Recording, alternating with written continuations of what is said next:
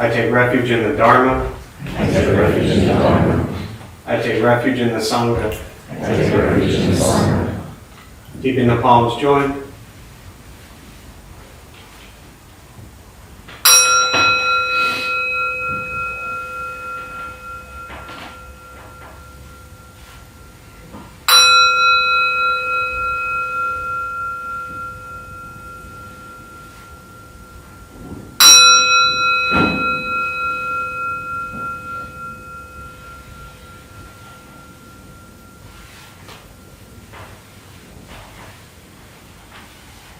Put the palms down.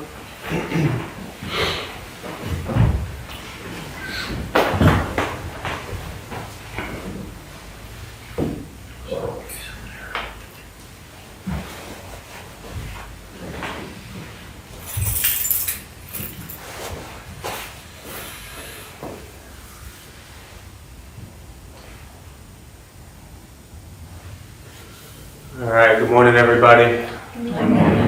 Thanks for showing up on this rainy day in San Diego, which has everybody freaked out, and there's a little bit of rain. I'm impressed. It's only taken 17 years, and we're actually following like signs, like literal signs. I don't mean like signs. Thank you for observing the silence when you came in. Right? Did you even know there was a sign up? Who saw the sign? A couple of them. It's funny, for 17 years, I always say the hardest thing that we've had to do with building this temple is get people to take shoes on, put shoes on when they go to the restroom, and close the bathroom door when they're done. That's it. People talk about advanced Buddhist practice. That's as advanced as it gets. And you'd be amazed shocked, saddened, surprised at how difficult that actually is. You know? We don't like following what some might say as orders. But for me, Buddhist practice, that's actually what it is. There's a piece of Buddhist practice that I think is super critical and important that I don't feel is really translated well in kind of a Western culture with Buddhist practice, and it's discipline. Discipline is critical with Buddhist practice. In fact, the lack of discipline in our lives is why we're all suffering and struggling. It truly is. If you actually reflect on our ability to discipline and train the mind, our ability to discipline and train ourselves in our thoughts and words and actions. An untrained mind leads to suffering, difficulty, conflict, chaos. But somebody tells us to remain silent or put our shoes on, and we feel as if somebody is infringing upon our personal space. You know? So discipline is critical. For me with this practice, that's been the most important piece. And often in discipline, that means we have to surrender what? Control. Who said control? And how easy is that to do? Because letting go of control and practicing discipline means we're following someone else's guidelines, steps, practices. Right? Now in Buddhism, it gets presented in this nice fluffy way. Well, it's Buddhist, so it's peaceful and quiet and casual, so we'll do it. But Buddhist practice is in essence telling you what to do. How many of you like being told what to do? You know? We don't like it. Most people don't like it. But if we actually learn to put some sort of structure and discipline in our lives, it'll make this practice so much easier. But yeah, it does require kind of surrendering control, which can be what? How does it feel to let go of control? Helpless. Say again? Helpless. Helpless? Impotent. Impotent? What else? Scary. Scary. Letting go of control, that's the word that was in my head. Nothing against your words are great. But I'm trying to control this dialogue, and that was the word I wanted, so that worked out. So thank you for playing into this, exactly how I was trying to control the situation. And if we pay attention to it, we begin to recognize that we're actually trying to control so much throughout our day without even realizing it. Everything in our day is about trying to control each situation. And surrendering that can be scary. But it can also be what? Liberating. So, yeah. That's all. So to those who are joining virtually, welcome, glad you're here. Thanks for showing up. There's a chat box somewhere on your screen. Feel free to say hello, introduce yourself, and we have questions. You can share them there as well. We'll start with the meditation practice. A couple things to tell you before we begin. Nothing's going to happen to you. All right, you're not going to float away. You're not going to have any mystical, magical experiences. The mind that races all day long is not going to shut off. Don't judge your practice. You don't ask yourself, is this working or not working? Are you doing it right or wrong? We're just going to sit. We're going to breathe. All right, you'll hear sounds inside the room, sounds outside. This is life. Life is filled with chaos. And this practice is learning to get quiet and still within all of the chaos. Posture, you just want to be comfortable. If you're on a cushion, often it helps. Slide into the front third.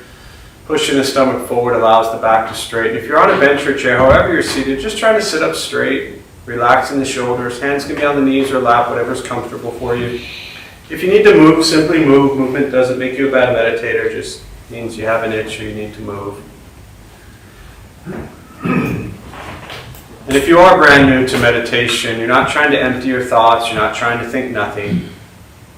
You end up sitting there telling yourself, think nothing, think nothing, think nothing, and that's a waste of time. Might as well go do something.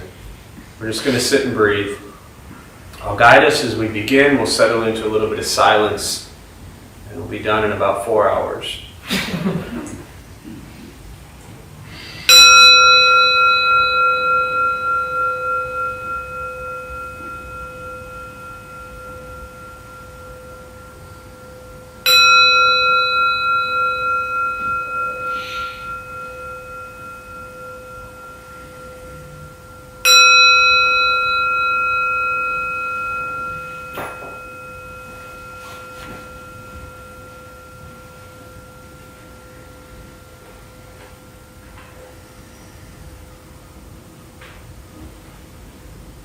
And starting with the eyes closed if comfortable, or slightly open.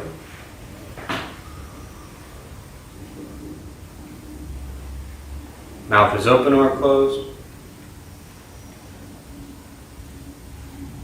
We'll start with taking 3 deep breaths, slowly.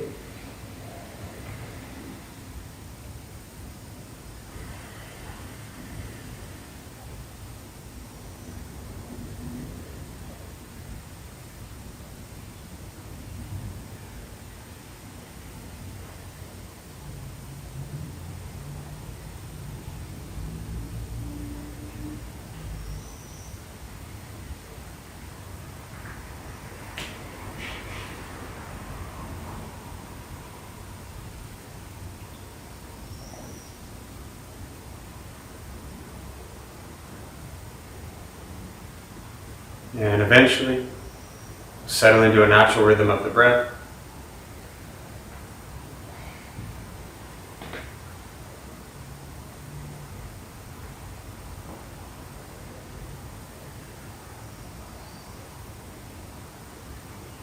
Noticing the mind as it wanders,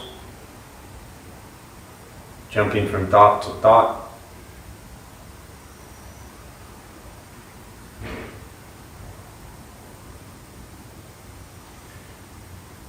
We'll start with gently guiding the attention, focus, to the stomach or chest.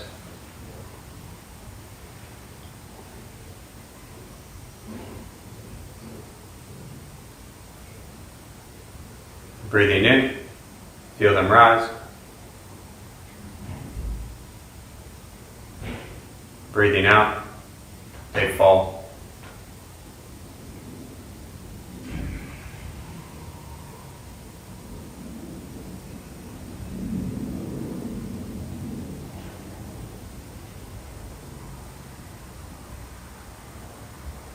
Simply continue this practice, observing sensation of breath.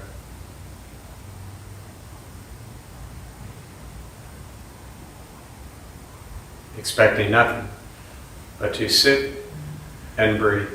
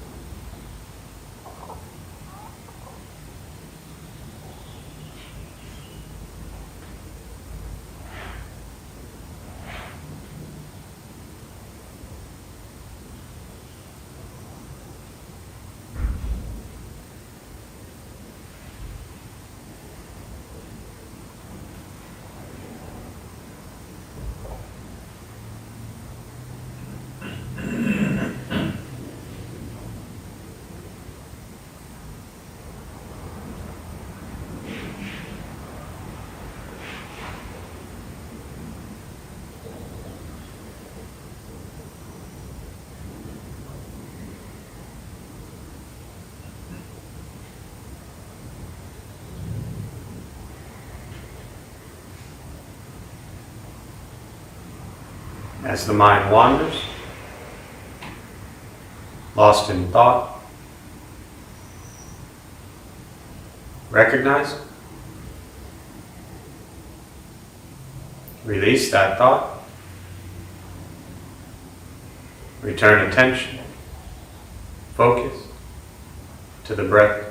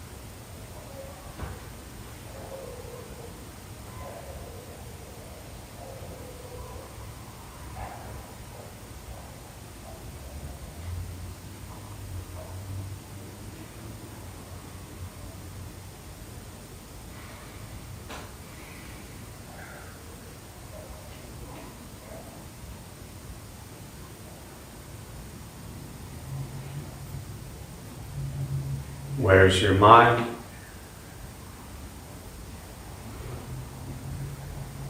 Lost in thought?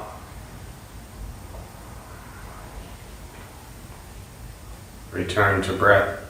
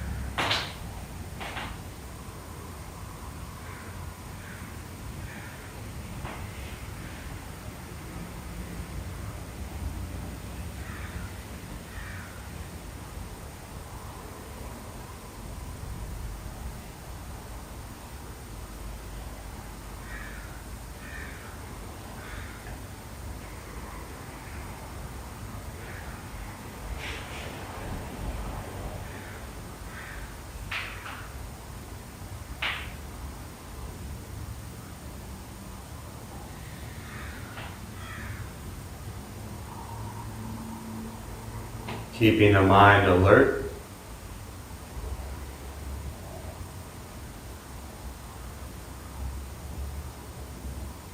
Aware of each sound.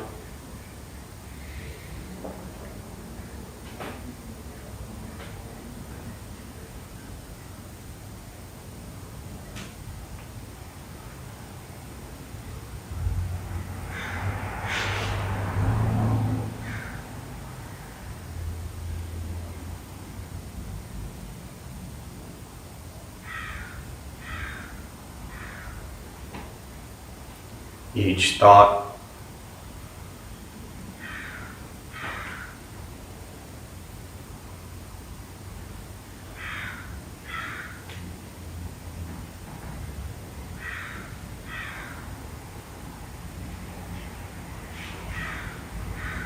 Each physical sensation.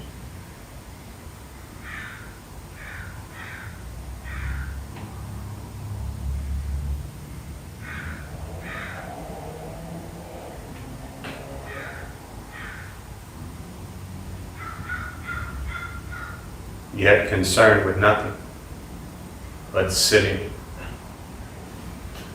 breathing.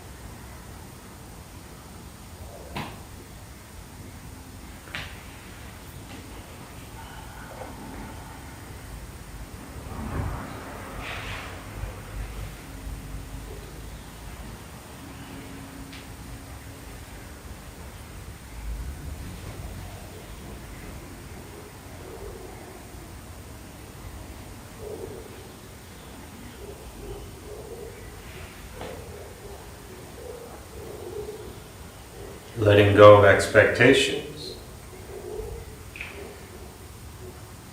Letting go of judgments from your practice. Just sitting. Breathing.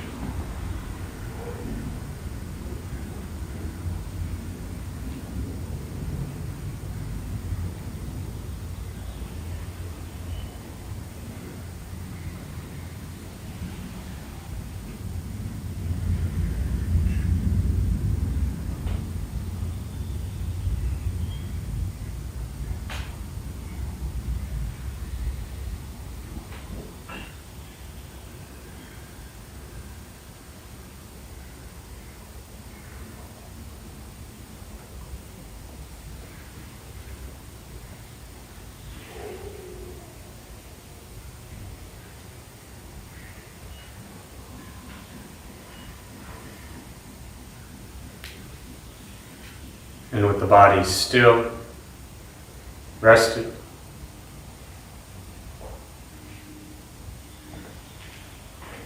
and the speech quiet, aware of all sounds,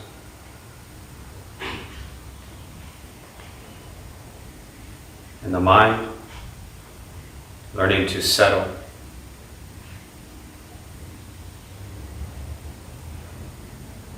Know what it's like to just sit and breathe.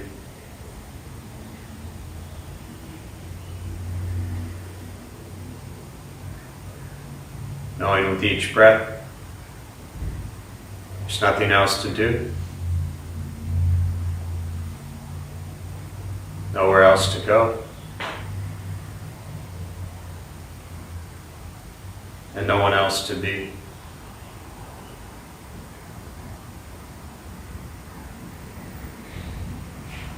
Everything beautiful, exactly as it is.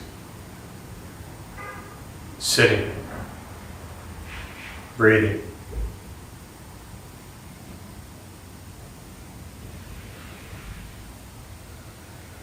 And once again, taking 3 deep breaths, slowly.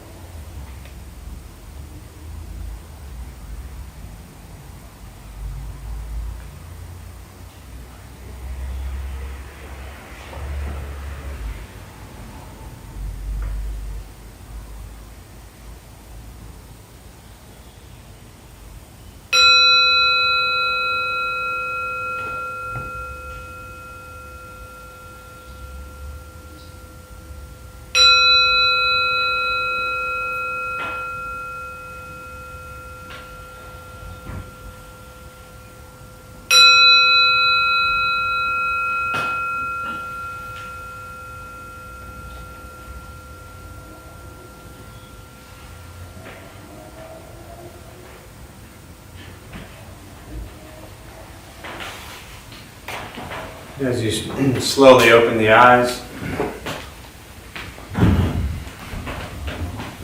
slowly beginning to move, And most important, with the practice of meditation, is to recognize how you feel now, immediately after. Compare this to how you typically feel throughout your day. Recognize the difference, if there is one. Ask yourselves how you prefer to feel every day for the rest of your life. And realize however you feel now, if it's quiet, calm and still, or a busy mind, racing mind, whatever you're sitting with at this moment, has nothing to do with anything I said. It's nothing to do with how we sit and hold the hands or cross the legs.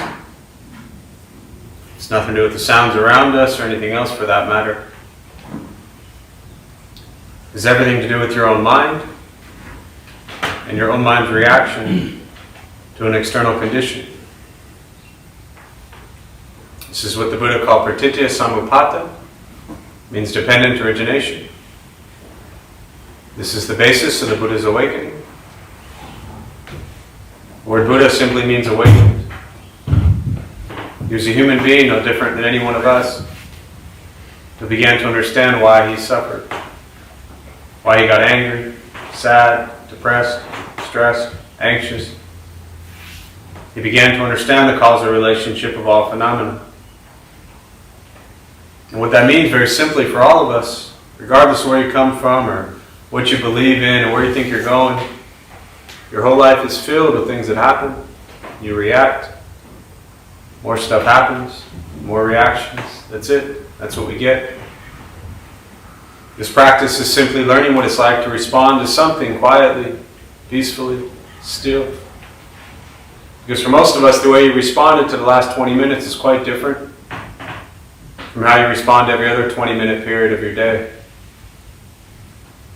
And so all we're working on is closing the gap to where the way you feel now is closer to how you feel always. Just as driven, motivated, productive, successful, whatever that means to you in your respective lives. But with a mind that's steady, clear, focused, distracted by nothing, disturbed by no one. Imagine going a day without being disturbed by someone. Imagine going an hour without being disturbed by someone. Most of you won't even make it out of this building before you're disturbed, if you're being honest. Meditation is not an escape, as often people think it is. It's not closing your eyes and pretending you're sailing down a river and looking at all the birds and trees and flowers. Most of us have used enough things in our lives to escape to or escape from. This practice is direct perception into the present moment. And the present moment, as we know, is often filled with difficulty, chaos, conflict, challenges. That's what we get every day. So this practice is learning to be with life as it arises and not running. And that's where the discipline is important, because for me as a practitioner, so much of the choices that I've made over the years, being or putting Buddhist practice into your life, isn't always about doing the Buddhist thing, which often people get wrapped up in, like Buddhism being this thing that they have to do. It's actually having the discipline to not do things. Because so many of the things that we do, the choices we make, create pain and suffering in our lives.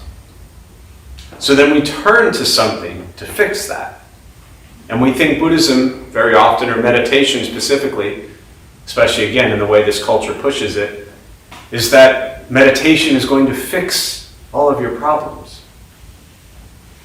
If we just stop making stupid choices and saying things we shouldn't say and doing things we shouldn't do, by shouldn't meaning things that harm ourselves and things that harm others. If we stop, if we have the discipline to stop doing these things, saying these things, thinking these things, then the suffering drastically decreases. And then this craving and desire to run to meditation or to run to Buddhism, to be the thing that's now going to fix you, also falls away. So that's where the discipline is. The discipline isn't in being Buddhist. The discipline is in stopping yourself from doing the things that are causing your suffering. And that's not easy. But meditation is free. Buddhist practice is free. It's learning every day to become aware of what you think, what you say, and what you do. And that takes practice. It's not a 6-week course. It's not an overnight fix. It's not something you master in 3 months. It's simply a daily practice every moment the rest of your life. That's it. And for me, I always joke because, I've been calling this Intro to Buddhism and Meditation for 15 years. And every so often you get the people that, no offense to any of you in the room who might think this, but you get the people who come to 3 days, they're like, okay, well, where's the intermediate class? When do I get to do the advanced Buddhist class? Or they think that if they've memorized the Four Noble Truths or can say some fancy Sanskrit or Pali word, that means they understand Buddhist practice. That means nothing. It just means you memorized a bunch of shit. This stuff is not easy. The Four Noble Truths, the recognition of the greed, the craving, desire, ignorance in our lives can be painful sometimes. It takes a while to truly, honestly, authentically look in a mirror and ask yourself, where is my constant greed and craving? Where is my constant anger? And where is my constant ignorance or delusion? To ask ourselves that takes a lot more than 3 weeks. And that's where I introduce very briefly the practice of patience, which is critical. Because as you explore this stuff in your life, it requires patience. And what I'm talking about is patience towards yourself. Because as you explore your levels of greed and craving, your levels of anger, your levels of ignorance, you might quickly default into some sort of judgment or critique of yourself. And this practice isn't about that. It's about recognition of these things we think and say and do. And then having patience with yourself to allow yourself to work through them beyond judgment. So, with that, I'll pause. For me, I always just prefer to respond to questions, meditation, Buddhist practice, anything you're sitting with. And again, to those who are joining virtually, thanks for being here. Feel free as you are to say hello in the chat box there. If you have any questions, you can put them there and I'll do my best to respond. But I'll use the rest of our brief time this morning to open up to questions, thoughts. I want to clarify the sign. Every first Saturday of every month we do a day of silence retreat, so there's a bunch of people downstairs in a silent retreat. That's why we put a sign up that says retreat in progress, please observe silence. So, yeah, in the back, you have a question or are you just stretching? Yeah. No, I do. I have a burning question as we not said. So I really enjoy practicing at the center, but I'm very curious about the display of Tibetan dogmas with the tantric deities.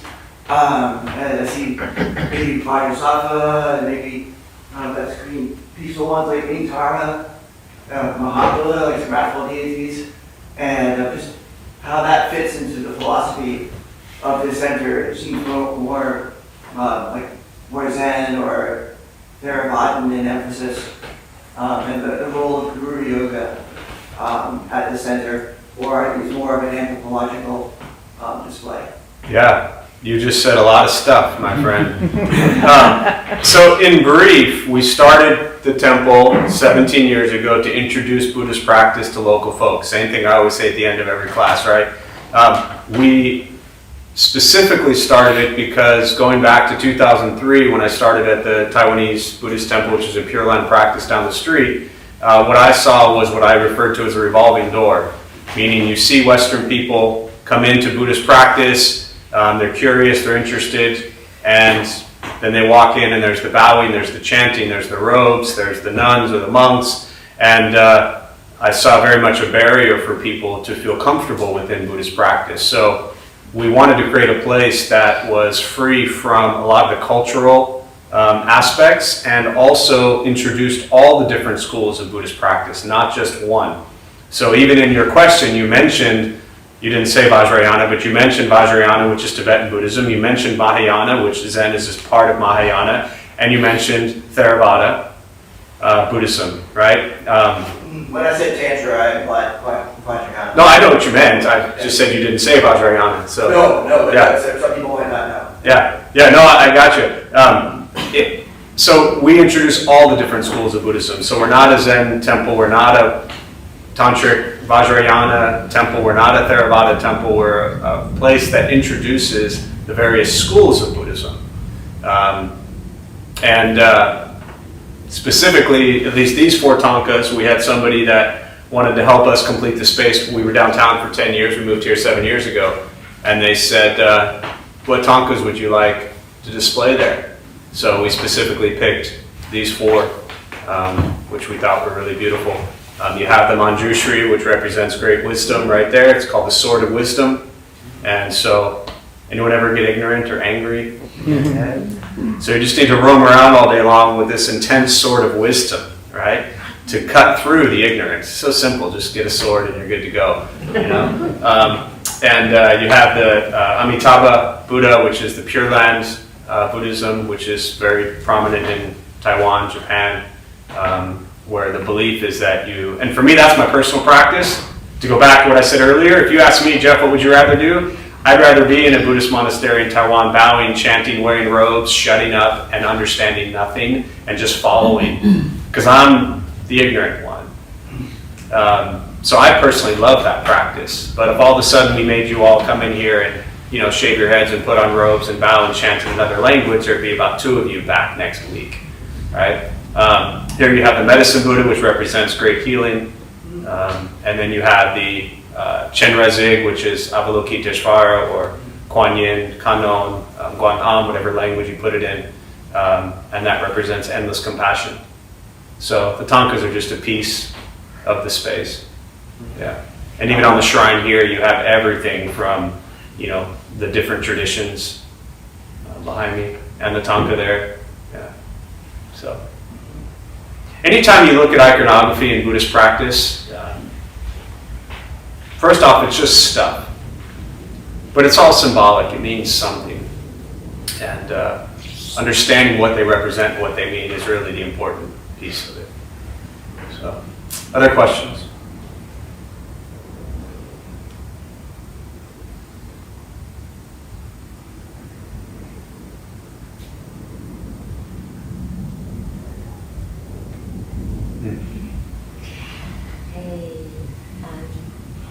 I don't remember which country or what temple this monk was from. He's no longer belongs to that. I felt like it was with Vietnamese, or maybe he went to Thailand. But I remember he said, he didn't say he, but I think he said we practice, meditate on this first in the morning. Is it familiar to you when you are in Taiwan, in the temple? Is that something traditionally practiced in temple? Yeah. So the question was around, you remembered a teaching where a monk talked about that they would specifically wake up every day and do a meditation on death.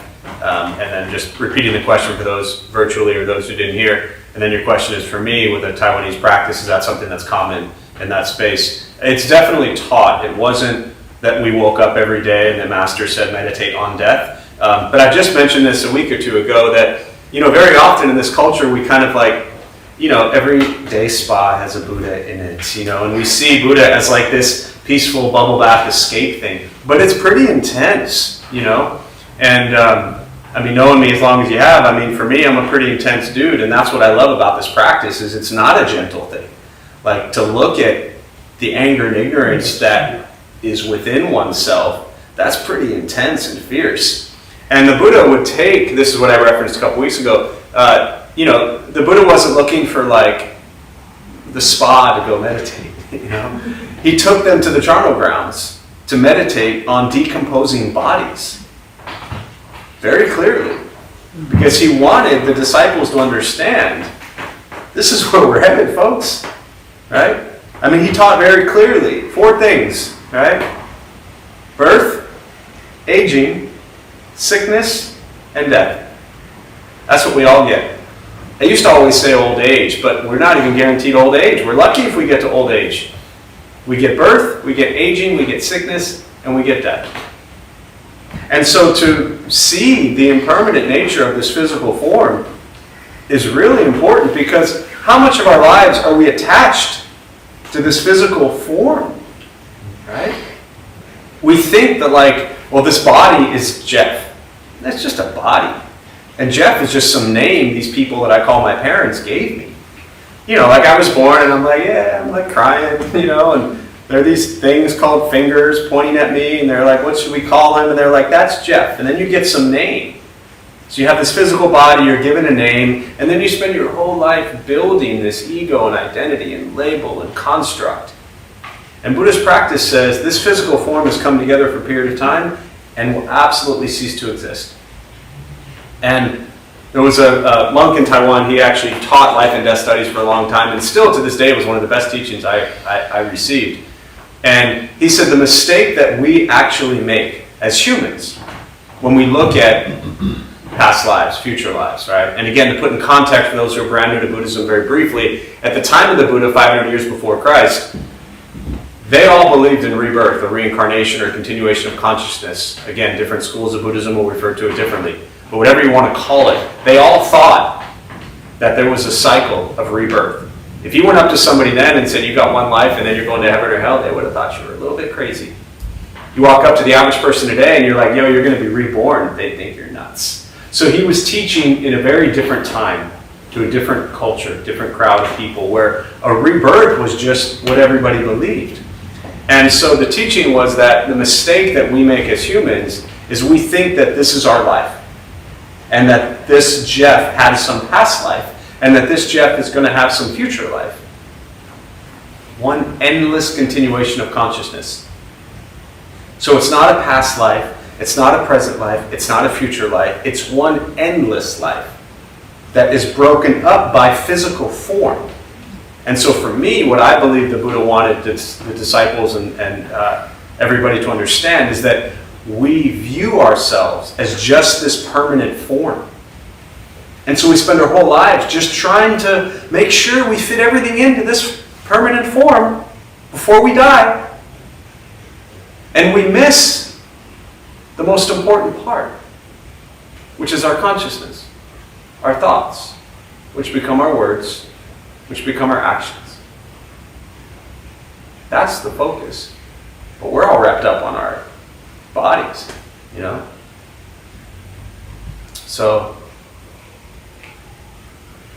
yeah, I think meditation, contemplation, whether you go into deep meditative practices around death is not necessarily so important, but I do think it's, if that's a little freaky for everybody, but I do think it's important to contemplate, whether in meditation or not, to contemplate how attached we are to these physical forms and how we think that our physical appearance.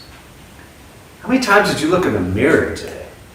I could wake up, I don't have to worry about brushing the hair anymore, right? But we wake up, we brush our hair, right? We look in the mirror, and then we go out, we get breakfast, and we walk back to the bathroom, we do our hair.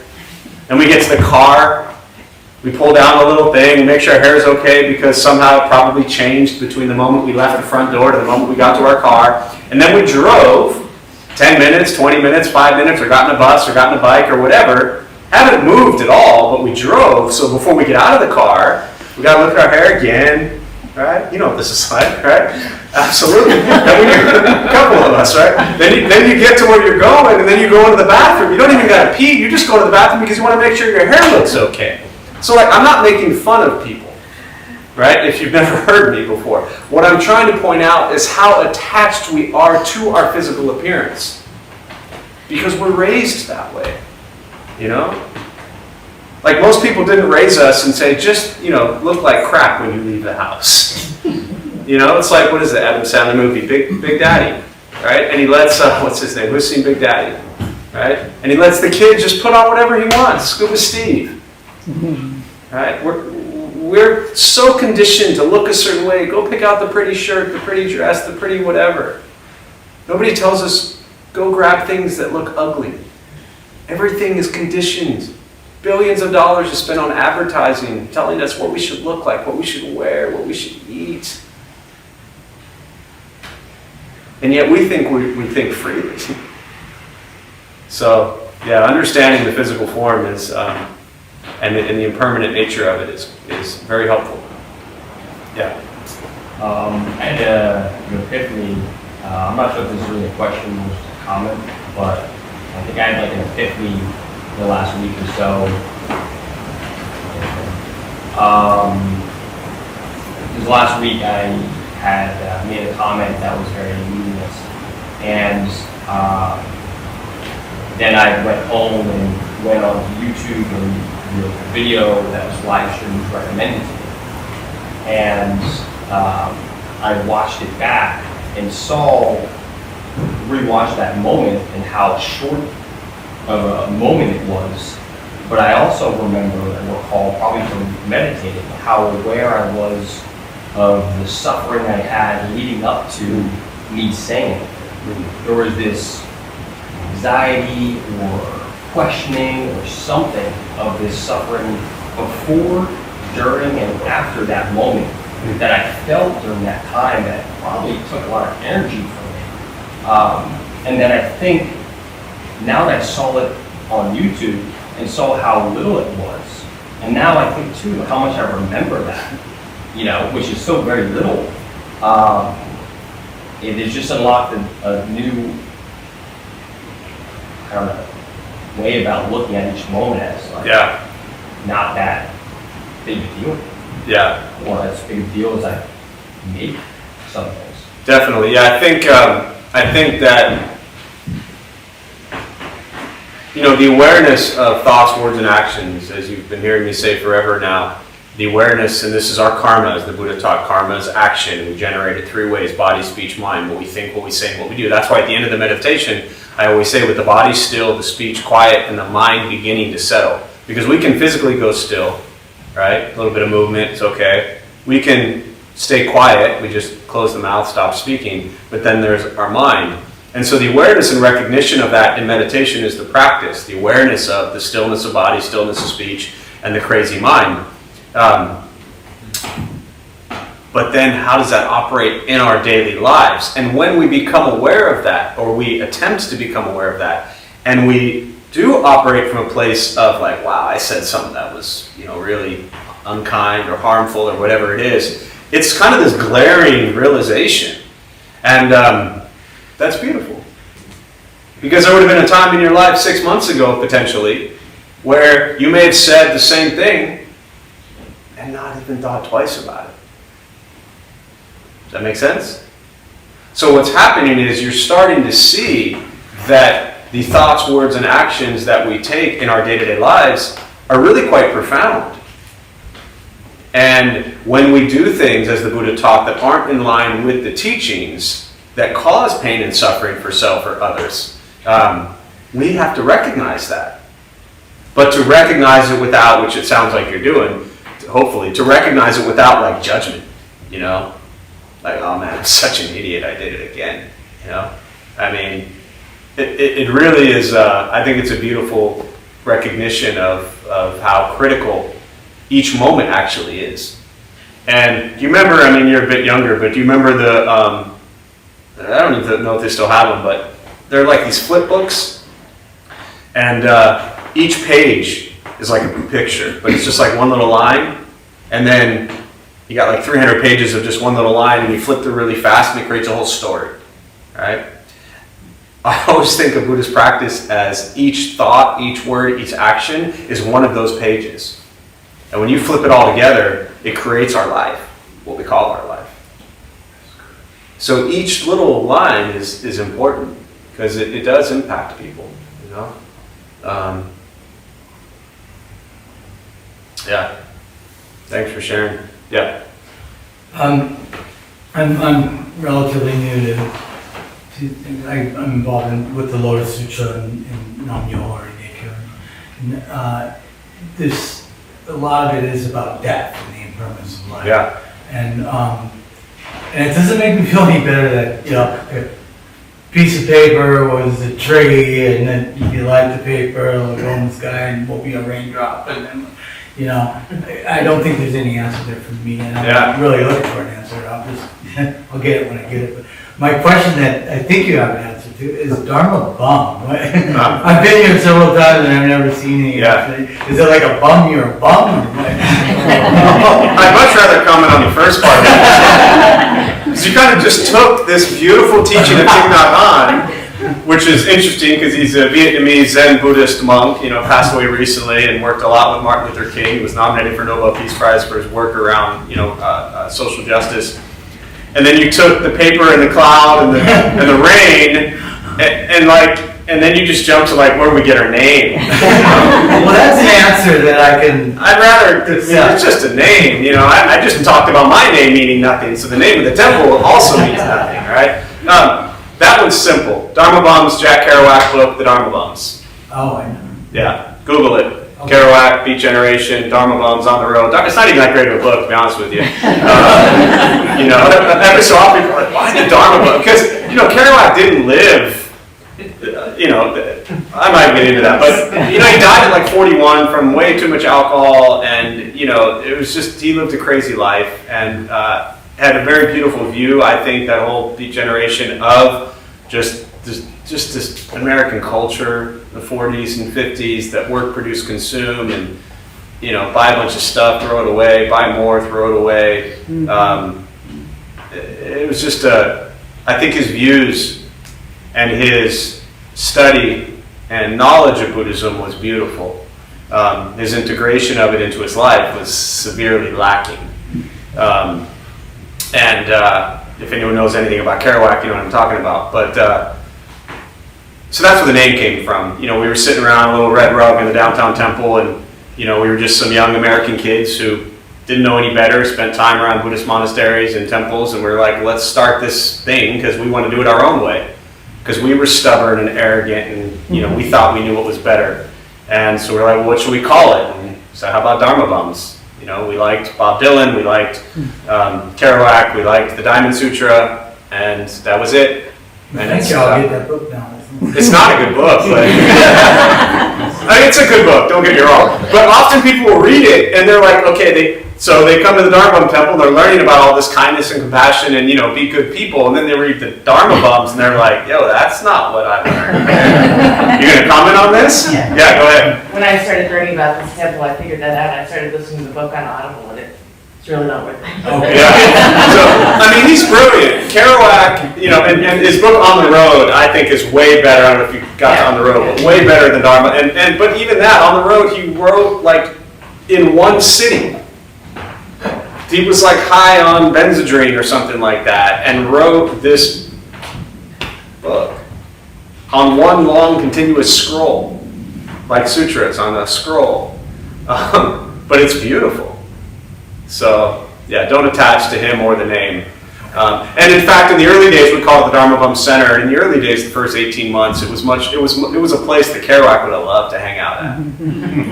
And then we realized that we're all killing ourselves, and this is not the way to run a space. So we changed the name to Dharma Bum Temple. This is going back 2008. This is going back 16 years, 15, 16 years. But to your first teaching, your first comment, which to me was a teaching on impermanence, is. Again, not to answer your question, because there is no question, and not to think that I'm going to give you peace from anything, but I believe Thich Nhat Hanh's teachings on that and impermanence are really beautiful. And obviously that struck you because you just recited it so beautifully. So my only comment would be to continue to explore that, not even just to look at it as okay, that's going to be the answer. And I think the teachings around death, right, attachment to body, do we become the clouds and then the rain and then the soil and then the trees again, right? For me, the beauty of these teachings aren't in what happens then. The beauty in these teachings are reminders that this time will come to an end. You don't have to believe in rebirth or reincarnation or becoming the trees to practice this stuff. The clock is ticking on our life. You can believe in heaven, you can believe in hell, you can believe in whatever you want, or you can believe in none of the above. This practice has nothing to do with those beliefs.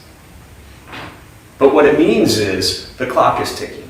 With every breath that we take, we are one moment closer to this life as you know it being gone. Forget about what it becomes or what it was. You have it right now. So since you have it right now, why spend any moment angry and miserable and depressed about everything that's happened? I mean, I spent the majority of my life that way. So angry and depressed at everything. You know, that's not a fun way to live. And for me, this practice helped me come out of that and realize, like, I don't want to spend any more moments arguing or angry or depressed. Yes, the world is a mess. Yes, it's quite shocking to see what's happening in the world, and it's disgusting, and you shouldn't avoid it. I don't believe we should avoid it. We should engage in it and work with it and try to make change. But to be miserable is just no way to live. It's not fun. That's, to me, where this practice changes one's life. And that you have the power and ability to do in each moment, with learning to discipline your thoughts and words and actions. So, thanks for that. Yeah. What else? We'll do one more question before we wrap up. There's a question here. Hang on. I struggle with attachment as it relates to my wife and kids. How can one have the love that they have for a spouse and children without having attachment to them? Yeah, so great question, and I'll close with this thought. First off, I want to point out that this is the Buddhist teachings around non-attachment, right? It's not detached. It's not attached. It's not unattached, if that's even a word. It's not a cutting off or severing. When people say detach, often they'll ask this question, and you didn't, you said non-attachment, but often people will say this using detached. And to me, detached sounds like cutting off. And non-attachment is, to me, absolute, endless, pure, beautiful love for everything as it is. Non-attachment, to me, has a lot to do with not expecting things to be a certain way, right? So there's no... years ago, there was actually, we had a Sri Lankan master who came, was the old Buddha for Relocation. He came and gave a talk, and he was telling a story. He was telling a story about somebody who would come to his temple every week, and every time he saw this guy show up with a different girl. And the monk eventually asked him, how come you bring a different girl every week? And his response was, I'm practicing non-attachment. Right? This is not the proper understanding of non-attachment. Non-attachment is love and respect and care without control. And so, very specifically to your question about, wife and kids, to love them and not attach to them means to understand that they have their own journey. They have their own life, their own thoughts. It goes back to your question from last week about the kids, right? They have their own path. And you can love them and care for them and respect them and admire them and also let them be free to make their choices and their decisions. Now, I don't suggest you let too many 6-year-olds do that. But at some point in time, as children age and as they get into these teenage years, no matter how much you think you're being a good parent, as soon as they leave that door, they're still making their own choices and doing their own things. And can we love them regardless, right? Again, for me, I always say I don't have kids, I don't know what that's like, but it's understanding. To me, non-attachment is understanding. And often with this question, there's a very common misconception that non-attachment means, even in the way you worded it, that you don't love them or care about them. You're not like setting them off to go on their way and just turning your back on them. You're there loving them and supporting them and caring for them as you should. But as any parent could tell you with kids, they're going to do stuff that you don't want them to do, right? I'm sure, how many of you here, I should have said this to you last week, did you listen to everything your parents told you to do? No, absolutely not, right? But for some reason, all of a sudden, you want your children to listen to every single thing you do. And in 30 years, they'll be sitting here, if I'm still alive, and I'm going to say the same thing to them. Did you listen to everything your mother said? No. And they're going to want their kids to listen to them. It just doesn't happen. So non-attachment is loving them through all their mistakes, all their challenges, all their bad decisions, because it's going to happen, my friend. So, yeah. Keep them around.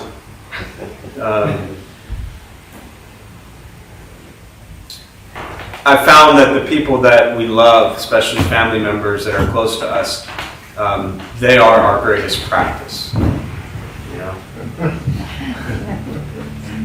The holidays are the best time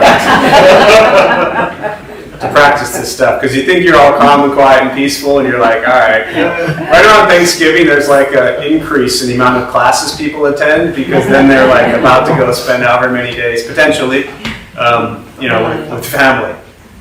And they're like, oh, that didn't work. Back to square one. So, yeah, it's a practice. So I'm going to close on that. We'll join palms.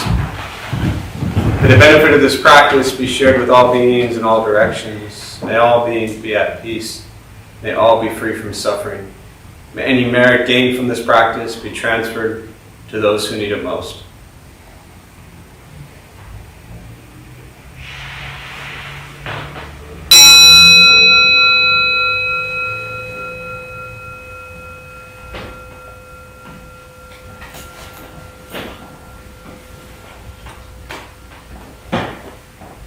All right, a few quick announcements before you all head out. Thanks all for being here. My name is Jeff, apparently. We opened up this temple 17 years ago to introduce Buddhist practice to those who show up. Those of us who lead, we're not nuns, we're not monks, we're not gurus, we're not masters, we're not teachers, we're not looking for students. We're just practitioners. We do our best to take our understanding of Buddhist teachings and put it into terms that hopefully make sense to those who show up. Every night, as I referenced earlier, we have different people leading different practices from different Buddhist traditions. Every first Saturday of the month, as I mentioned as well, going on is a 4-hour day of silence retreat. So if 20 minutes of meditation is really painful, I strongly recommend trying it for 4 hours. You'll survive most likely, and after that it does make 20 minutes a little bit easier. So again, that's the first Saturday of every month. Every Thursday, 4:30, we do a food redistribution program. I think it's probably one of the best things around here. Often people just talk about Buddhism, but when you go feed people who sleep on a street and put their head on a sidewalk every night, it tends to put things into perspective, and it really takes this practice kind of out of your head and more into your heart. And I just believe that that's where the practice really lies. So other than that, Buddha for You is downstairs if you need it. The website, if for whatever reason you're like frantically trying to get on the website today or tomorrow, you probably won't be. They're updating some domain things, so it might be down until Monday. But everything is normal as is. Otherwise, yeah, thanks for being here. Appreciate it. Drive safe out there in the rain, and we'll see you soon.